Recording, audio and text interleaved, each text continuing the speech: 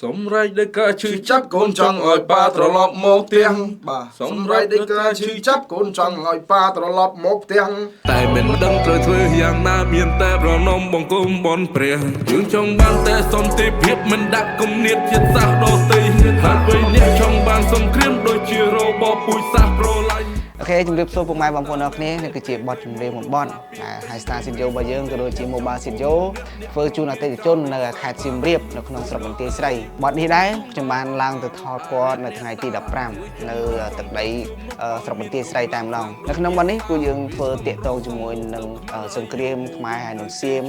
និយាយរៀបរាប់ពីទុកសោករបស់ជនភៀសសឹកក៏ដូចជាបងប្អូនវីរៈកងទ័ពនៅជួរមុខហើយនេះគឺជាសកម្មភាពខ្លះៗដែលយើងកំពុងតែថតសម្លេងធ្វើបទនៅក្នុងទឹកដីស្រុកបន្ទាយស្រីហើយបទនេះគឺយើងបាន mix master រួចរាល់អស់ហើយបានចេញនៅក្នុង page ក៏ដូចជា channel YouTube ផងដែរបងប្អូនអាចចុចចូលមើលបទពេញបានអញ្ចឹងសម្រាប់បងប្អូនដែលចង់ធ្វើបទចម្រៀង cover ឬក៏ជា original អីបងប្អូនអាចមកកាន់ Star Studio យើងបានហើយបើសិនជាបងប្អូននៅតាមខេត្តបងប្អូនអាចតម្លាក់លេខគឺក៏ទីតាំងរបស់បងប្អូនមកបានហើយ Studio ចល័តរបស់យើងនឹងទៅដល់ទីតាំងរបស់បងប្អូនអរគ្នាហើយបញ្ជាក់មួយទៀតសម្រាប់បងប្អូនដែលធ្វើបទសម្រាប់ជាតិដែលតាក់ទងជាមួយនឹងសង្គ្រាមជនភៀសសឹកអីហ្នឹងគឺពួកយើងបញ្ចុះតម្លៃ 50% អញ្ចឹងព័ត៌មានបន្ថែមបងប្អូនអាចទៅមកកាន់ page លេខទូរស័ព្ទ Telegram ខាងក្រោមឬមកកាន់ទីតាំង Studio ផ្ទាល់នៅភ្នំពេញខាងមុខវត្តស្ទឹងមានជ័យសូមអរគុណ